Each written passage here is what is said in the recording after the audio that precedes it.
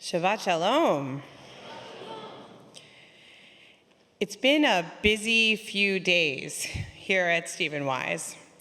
Our synagogue hosted over 300 Reform Jewish leaders to discuss the current state of our Reform movement and the challenges that we are facing. Educators, cantors, rabbis, lay leaders gathered here and had frank and thoughtful debates. I'm sure that in the coming months, Rabbi Hirsch will share his thoughts with all of us, and I look forward to hearing them.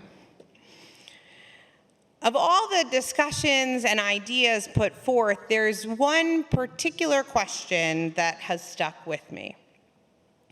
How do we help our learners become proud Reform Jews? What is pride anyway? What does it mean to be proud of yourself and your identity? How does one develop pride?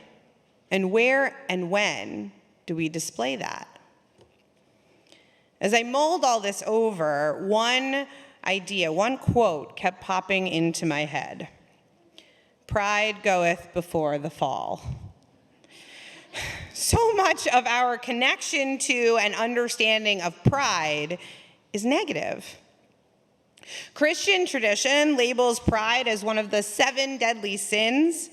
Our American culture condemns people for being too proud and thus unwilling to ask for and accept help. Even in Jewish tradition, we see negative ideas about pride. Pride is the opposing characteristic to humility. Humility is held up as an ideal. Abraham tells God, "I am but dust and ashes." We see biblical character after biblical character praised for being meek and bowing low. Indiana Jones knew to keep his head down low before God on his trek to find the Holy Grail.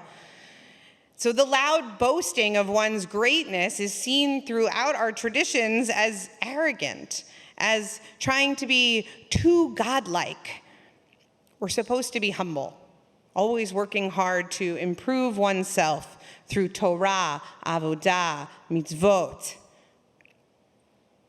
But any true study of midot would reveal that too much of any one attribute is also not a good thing.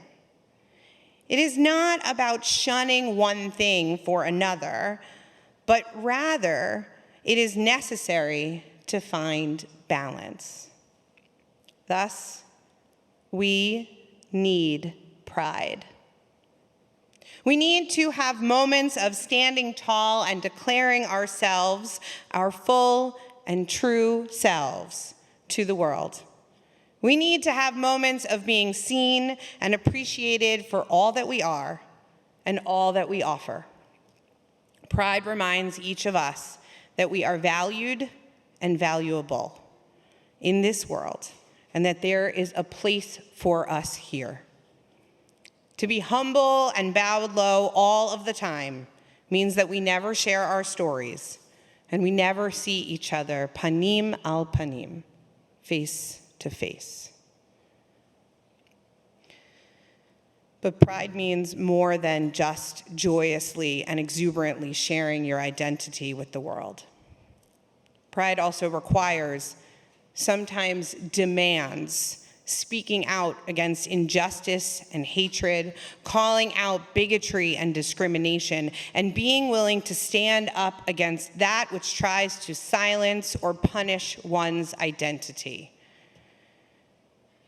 Pride is being oak trees against a wind of intolerance, and where necessary, protecting those whose pride has not grown as big as our own. This year, this Pride Month, maybe more than any that has come before, demands that we raise our voices louder than the deafening discrimination and blaring bigotry that we hear all around us. The bigotry that shrieks, "Don't say gay. Don't talk about who you are, who you love, or the kind of family you have." the discrimination that hinders the choices available to individuals so that they are left feeling uncomfortable, unheard, and unlike themselves in personal spaces like bathrooms, classrooms, and doctors' offices.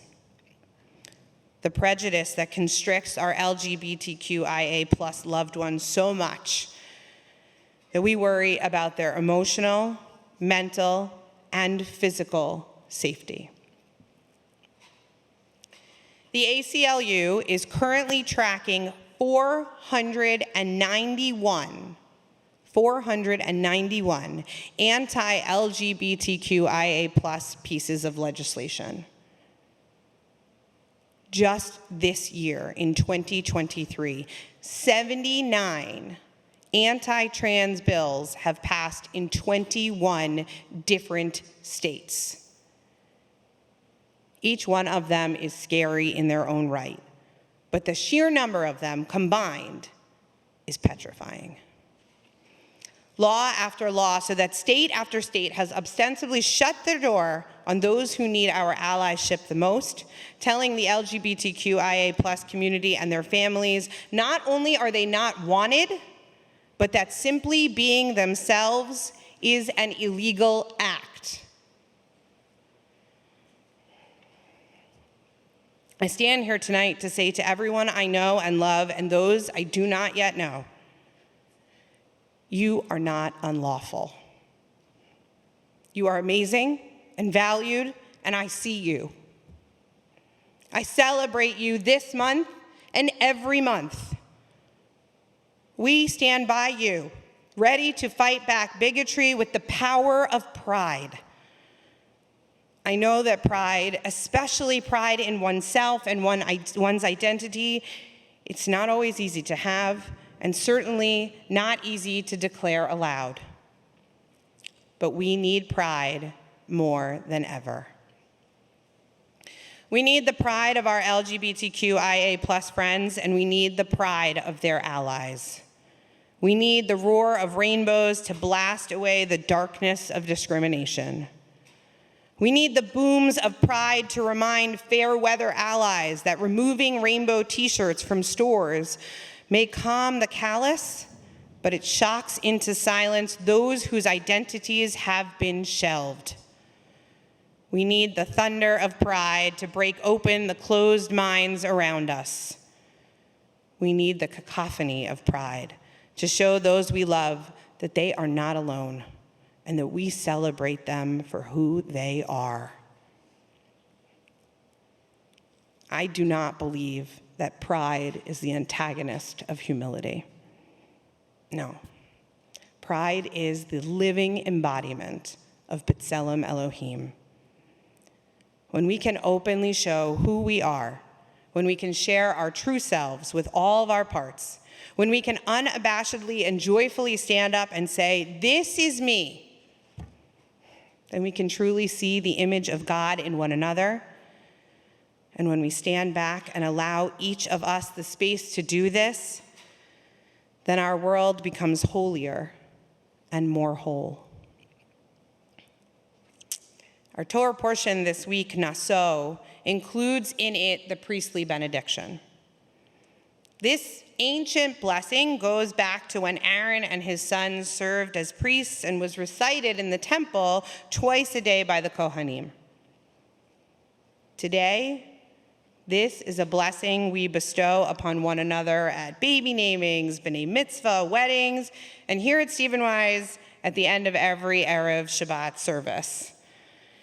In this three-part blessing, we ask God to give us protection, safety, kindness, and peace. I can think of no better blessing for Pride Month. Yivarechecha Adonai v'yishmerecha.